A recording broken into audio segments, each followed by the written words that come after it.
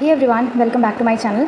सो आपको पता है मेरा recently IBPS clerk first reserve list के थ्रू सिलेक्शन हुआ है। मैं इस वीडियो में डिस्कस करने वाली हूँ मेरी complete preparation journey till selection. And इस वीडियो में मैं ये भी शेयर करूँगी मैंने क्या मिस्टेक्स करी हैं और क्या आपको अवॉइड करना है, एंड ऑल्सो मैंने क्या सोर्सेज यूज़ किए हैं और आप कैसे अपने ही सोर्सेज को आप अपने सिलेक्शन में कन्वर्ट कैसे कर सकते हो। तो आज की वीडियो में ना मैं अपनी मिड 2018 से लेकर मिड 2026 तक की जर्नी बताने वाली हूँ। ये वीडियो थोड़ी सी लंबी हो सकती है बट मैं इसको जल्दी कंप्लीट करने की कोशिश करूँगी। आप इस वीडियो को 2x स्पीड पे देख सकते हैं, लेकिन देखना ज़रूर, ओके। एंड इस वीडियो को देखने से ना आपको एंड तक एक बात समझ में आएगी। अगर मेरे जैसे ऐसे स्टूडेंट का सिलेक्शन हो सकता है तो जिसने काफ़ी हर्डल्स भरा ही था सब कुछ, बिकॉज़ मैं काइंड ऑफ एक गुड स्टूडेंट की कैटेगरी में आती थी, जो होता है ना टीचर्स के फेवरेट स्टूडेंट और सिंसियर रिस्पॉन्सिबल, तो उस तरह की मैं स्टूडेंट थी। एंड मैं अपने टीचर्स की बहुत ज़्यादा फेवरेट थी और आज भी हूँ। तो इसमें ना लेकिन काइंड ऑफ स्कूल टाइम तक तो सब कुछ ठीक था, अच्छा था, बट उसके बाद से कुछ भी ऐसा नहीं हुआ जो मेरे फेवर में हो। हेल्थ इश्यूज़, फैमिली की रिस्पॉन्सिबिलिटीज़ और फेलियर्स बार बार। और लेकिन हाँ, अगर मैंने इस सब सिचुएशन में होते हुए कर लिया तो हाँ, शायद आप भी कर सकते हो। एंड ये एक और चीज़, लाइफ ना आपको बार बार पीछे खींचने की कोशिश करेगी। कभी हेल्थ इश्यूज़ आएंगे, कभी शायद फैमिली की प्रॉब्लम्स आएँ, कभी फेलियर्स आएंगे और कभी सोसाइटी और लोगों की बातें। लेकिन अगर आप पेशेंस रखते हो और आप खुद पे भरोसा रखते हो ना, तो शायद आप मेहनत करके उस रिज़ल्ट तक ज़रूर पहुँचोगे। अब बात करते हैं मेरी जर्नी की। तो जब मैंने प्रिपरेशन स्टार्ट करने का सोचा था, मुझे नहीं पता था कि मैं क्या करूँगी क्या नहीं करूँगी। और सच कहूँ तो ये मेरा प्लान बी था, ठीक है। मेरा प्लान ए कुछ और था एंड कुछ ऐसे सर्कमस्टेंसेस की वजह से मुझे उसको छोड़ना पड़ा, और उसके बारे में मैं कभी अलग से वीडियो में बात करूँगी। एंड उस टाइम पे मुझे बस ये चाहिए था, ऐसा प्लान भी, जिसमें मुझे बस एक जॉब चाहिए जिसमें ज़्यादा पैसा ना लगे, प्रिपरेशन बहुत अफोर्डेबल हो और एक अच्छी जॉब मिल जाए, एंड उससे मेरे पेरेंट्स मेरे पे प्राउड फील कर सकें। एंड मेरी मम्मी का सपना था कि मैं इंडिपेंडेंट बनूं। मेरे पापा ने हमेशा अपनी कैपेसिटी के हिसाब से हमेशा बेस्ट देने की कोशिश की, एंड मम्मी ने हर एक टाइम पे सपोर्ट किया। मेरे मामा लोगों ने हर एक टाइम पे मुझे मोटिवेट किया और काफ़ी सपोर्ट किया है, स्पेशली मेरे मामा, नानी, नाना, सब लोगों ने। और आज एंड डेफिनेटली मेरे फ्रेंड्स, मेरे बेस्ट फ्रेंड, बहुत ज़्यादा सपोर्ट किया उन्होंने। और जब उनके चेहरे पर ना ये टेंशन की जगह सुकून देखती हूँ तो शायद ऐसा लगता है कि हाँ, सारी मेहनत वर्थ इट थी। मेरे से भी ज़्यादा खुश बाकी सब लोग हैं। तो गवर्नमेंट एग्ज़ाम्स के बारे में ना मुझे ज़्यादा कुछ पता नहीं था, बेसिकली कैसे क्या होता है, क्या करना होता है, कुछ भी नहीं। मैंने ऐसे सुनी बातें थी कि SSC और बैंकिंग की प्रिपरेशन होती है, और उसमें ये भी होता है कि SSC टफ होता है, बैंकिंग ईजी होता है, तो ये इसमें पैसे कम लगते हैं और शायद इससे अच्छी जॉब मिल जाती है, बैंकिंग वगैरह में गवर्नमेंट जॉब मिल जाती है। एंड मैंने यहाँ पर गवर्नमेंट जॉब का क्रेज़ देखा और काफ़ी ज़्यादा था, ठीक है। लेकिन हाँ, उसमें भी सब कह रहे थे कि SSC SSC ज़्यादा टफ है as compared to banking. And दोनों एग्ज़ाम्स का प्रिपरेशन करने के बाद मुझे आज ऐसा लगता है कि हाँ, ये एक मिथ है कि SSC ज़्यादा टफ है एज़ कम्पेयर टू बैंकिंग। सो अब बात करते हैं स्टार्टिंग से। तो मेरी स्टार्टिंग हुई थी प्रिपरेशन की अगस्त 2018 में, जब मैंने लखनऊ में एक कोचिंग ज्वाइन किया था। उस वक्त मैं ग्रेजुएशन कर रही थी एंड मेरा सब्जेक्ट जो था वो जूलॉजी एंड केमिस्ट्री था। मुझे अपने सब्जेक्ट्स बहुत ज़्यादा पसंद थे, basically zoology, botany and chemistry था। मुझे अपने सब्जेक्ट्स बहुत ज़्यादा पसंद थे एंड इसलिए मैंने अपनी ग्रेजुएशन की जो पढ़ाई है वो बहुत ज़्यादा टाइम टेकिंग थी, और मैं उसमें टाइम भी अच्छा इन्वेस्ट करती थी बिकॉज़ मुझे पढ़ने में बहुत इंटरेस्ट आता था। कोचिंग वगैरह सब कुछ ठीक था, लेकिन जो प्रॉपर एक गाइडेंस होती थी ना, वो नहीं मिल पा रही थी। कभी ग्रेजुएशंस के एग्ज़ाम्स जब आ जाते थे तो ये प्रिपरेशन का रहता था वो पूरा बंद हो जाता था, कंसिस्टेंसी बिल्कुल भी नहीं थी।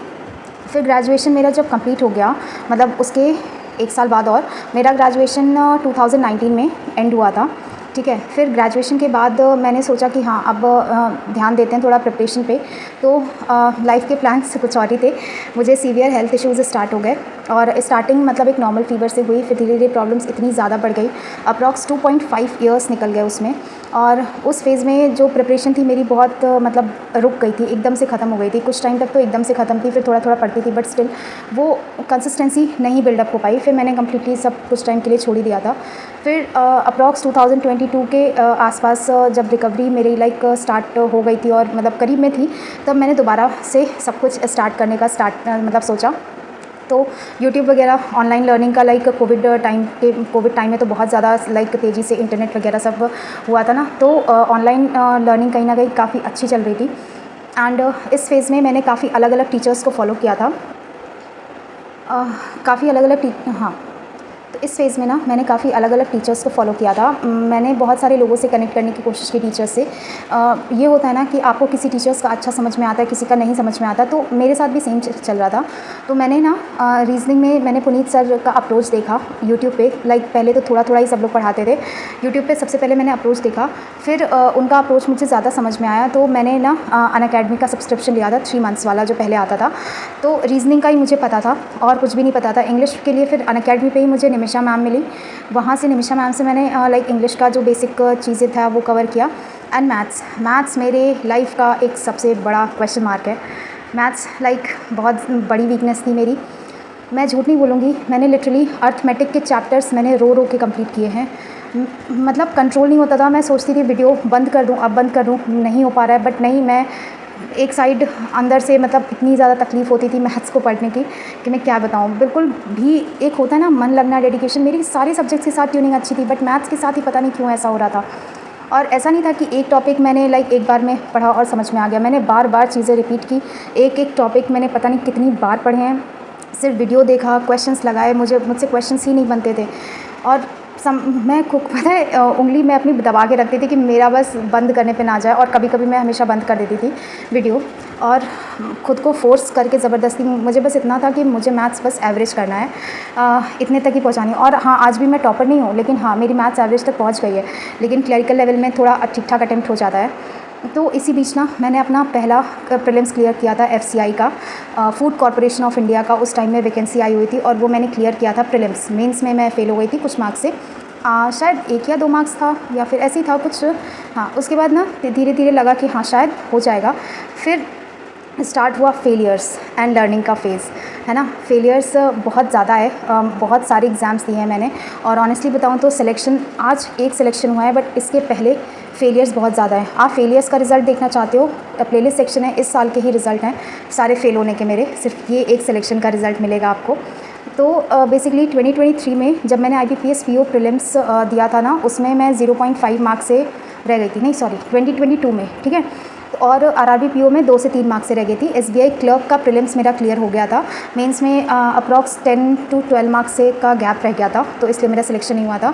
और एक जो बहुत बड़ी मिस्टेक्स मैंने की थी वो थी कि RRB क्लर्क और IBPS क्लर्क के मैंने फॉर्म नहीं फिल किए थे। RRB क्लर्क का आप बिलीव नहीं करोगे, मेरा ये फर्स्ट अटैम्प्ट था 2025 में। अगर मैंने शायद पहले ही RRB क्लर्क का लाइक एग्ज़ाम दिया होता तो शायद क्लियर हो जाता, बट मैंने फॉर्म ही नहीं फिल किया।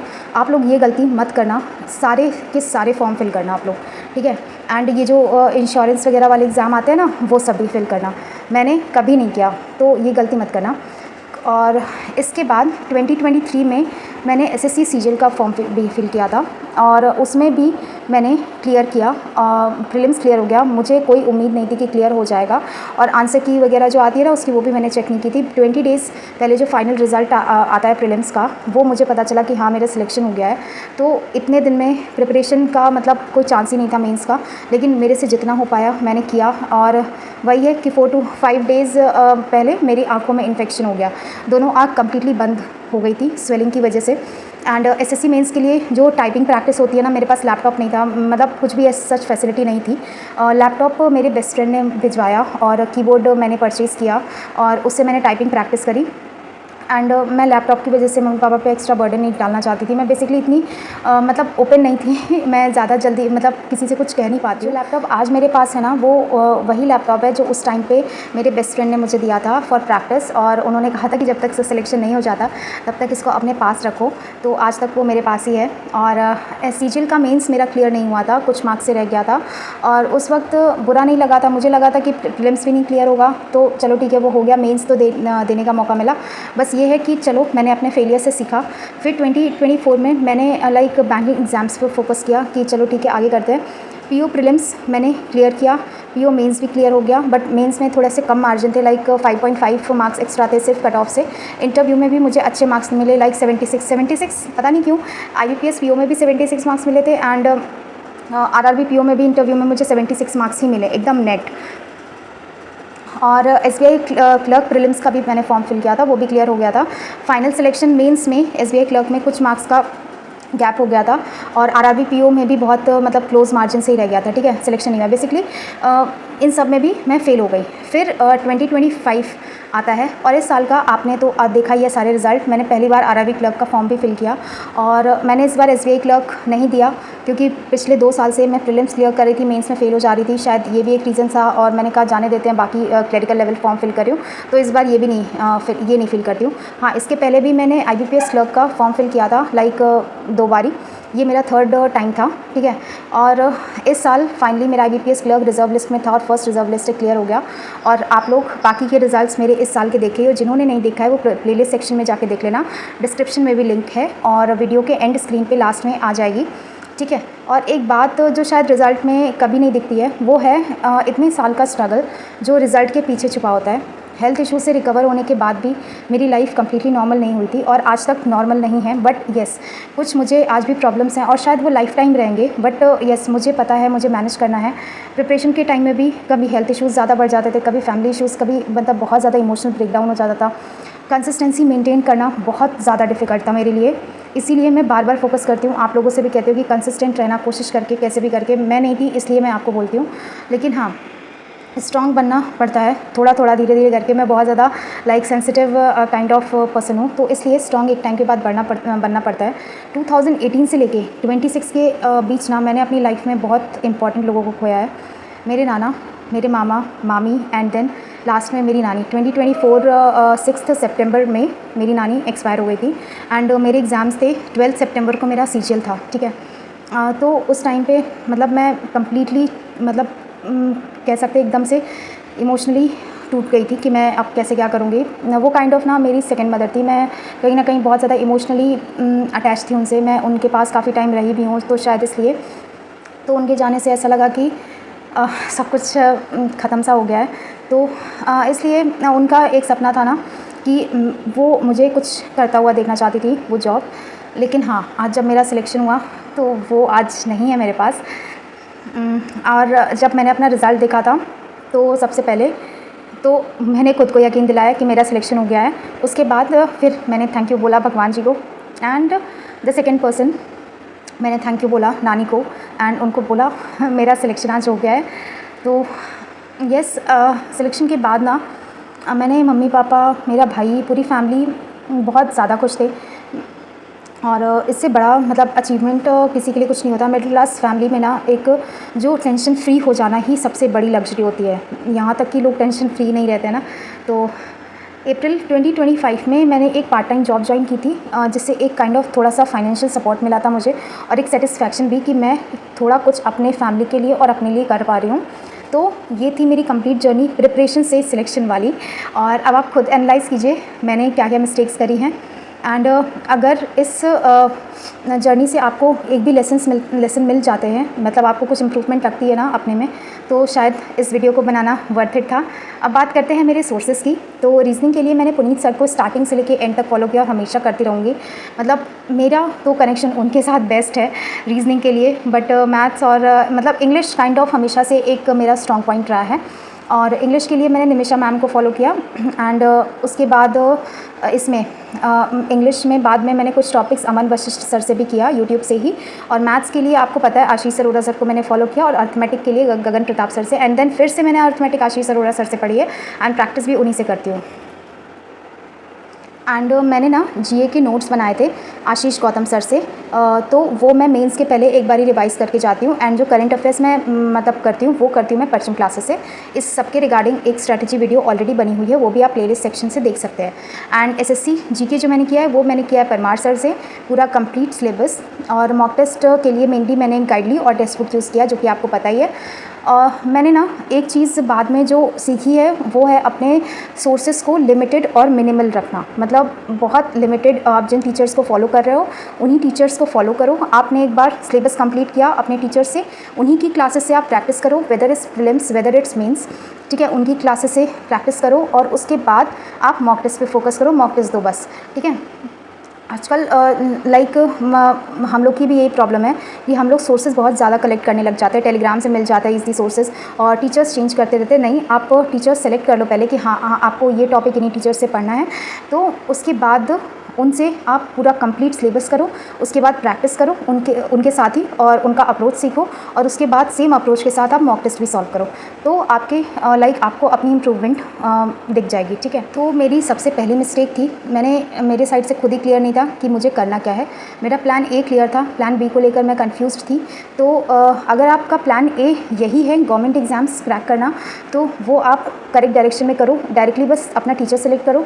टीचर सेलेक्ट करने के लिए आप कुछ टाइम सबसे पढ़ के देख सकते हैं, जिनके साथ आपका ट्यूनिंग मैच हो जाए, उसके बाद आप उनसे कंटिन्यू कर सकते हैं। ठीक है, एंड सेकेंड मिस्टेक, लैपटॉप को अवॉइड करना। मुझे मतलब बोलना चाहिए था मम्मी पापा से कि हाँ मुझे एक लैपटॉप की ज़रूरत है, बट मैंने अवॉइड किया। मैंने सोचा इसी से काम चला लेंगे, फ़ोन से हो जाएगा, बट नहीं। फ़ोन से और लैपटॉप से करने में डिफरेंस होता है, क्योंकि जब हम एग्ज़ाम में सिस्टम पे बैठते हैं तो वो मतलब डिफरेंट पूरा एटमॉस्फेयर होता है वहाँ का। तो इसलिए एक पॉसिबल है, एक मिडिल क्लास फैमिली से अगर आप बिलोंग करते हो तो एक लैपटॉप लेना बहुत बड़ी बात होती है। तो ट्राई करना सेकेंड हैंड लैपटॉप मिल जाए और उसके साथ में एक माउस आप ले लीजिए, और ये इन्वेस्टमेंट आपके प्रिपरेशन के लिए बहुत बेनिफिशियल है। आपको बस एक मॉक टेस्ट देना है, तो आपको उसके इतना ज़्यादा रैम नहीं होना चाहिए और इतना कुछ नहीं होगा, तो मतलब बेसिकली ठीक ठाक रेट में आपको मिल जाएगा। एंड जो तीसरी और सबसे बड़ी मिस्टेक थी वो थी मेरी इनकंसिस्टेंट। मैं कंसिस्टेंट नहीं रह पाती थी क्योंकि हेल्थ इश्यूज़ थे, फैमिली रिस्पॉन्सिबिलिटीज़ थी। मेरा भाई भी मेरे साथ ही रहता था, उसकी पढ़ाई, वो बहुत छोटा था, उसका ध्यान रखना, उसका सब कुछ करना, मतलब खाना बनाना, ये सारी चीज़ें करना, घर के काम, वो सब कुछ था मेरे ऊपर। तो कहीं ना कहीं वो इनकंसिस्टेंसी मेरी रहती थी और बाद में मुझे कंसिस्टेंसी की इंपॉर्टेंस समझ में आई। बाद में ना 2023 के एंड में मैं घर पे आ गई थी, तो घर पे आने से मेरी अच्छी खासी पढ़ाई हो पा रही थी। ठीक है, और लास्ट पॉइंट ये है कि मैथ्स मेरी वीकनेस थी और मैं अपनी वीकनेस से बहुत ज़्यादा डरती थी, और यही रिज़ल्ट था कि मुझे कंटिन्यूस फेलियर देखना पड़ा। और सबका एक वीक पॉइंट होता है और उस वीक पॉइंट को स्ट्रॉन्ग नहीं बनाना है, आपको एवरेज बनाना है। ठीक है, तो उस पर अगर आप काम करते रहोगे ना, डिले नहीं करोगे, तो उतना ही जल्दी आप सिलेक्शन ले लोगे। हाँ, डेफिनेटली प्रॉब्लम्स बहुत ज़्यादा आती हैं और उतना ही हमें फेस करना पड़ेगा। आपने मुझे देखा, मैंने मैथ्स रोते रोते कंप्लीट किया है, तो हाँ शायद वो आपको टाइम लग सकता है अपने वीक सब्जेक्ट को एवरेज आउट करने में। प्रॉब्लम्स आएंगी, फेलियर्स आएंगे और शायद आप डिमोटिवेट भी हो, लेकिन आपको पेशेंस लेकर चलना है और मेहनत नहीं छोड़नी है। आपको पता है कि आपको एक जॉब चाहिए, बस उसी के लिए आपको मेहनत करनी है। ठीक है, अगर आपको वीडियो पसंद आए तो वीडियो को लाइक ज़रूर कर देना, एंड अगर आप चैनल पे नए हैं तो चैनल को सब्सक्राइब कर लेना और कमेंट करके बताना कि आपको नेक्स्ट किस चीज़ पे वीडियो चाहिए और आपको क्या हर्डल्स आ रही हैं, मैं कैसे हेल्प कर सकती हूँ। मैं हमेशा आप सभी को गाइड करती रहूँगी, जो भी मेरे से हो पाएगा वो सब। एंड ऑल्सो कल मैं सोच रही हूँ कि कल एक कंप्लीट मॉक टेस्ट की वीडियो डाल दूँ, जो मेरी अटेम्प्टिंग स्ट्रेटजी होती है उसके साथ में SBI PO का जो ऑल बोर्ड पे लाइव है ना, वो वाला मॉक टेस्ट, और उससे आपका इंग्लिश का डाउट भी क्लियर हो सकता है। नहीं तो इंग्लिश की एक सेपरेट वीडियो बना के मैं डे आफ्टर टुमारो वो अपलोड कर दूँगी। ठीक है, तो यही था आज तक का अपडेट। 2018 से 26 तक जो हुआ मैंने बता दिया। हाँ, बताने में शायद टाइम कम लगाओ, लेकिन वो सब झेलने में ना बहुत ज़्यादा टाइम गया है मेरा। So that's all in this video. आगे जो भी कुछ होगा आप कमेंट करके बताना, मैं वो शेयर करूँगी आप सबसे। मिलते हैं नेक्स्ट वीडियो में, तब तक के लिए bye everyone, thank you so much, bye.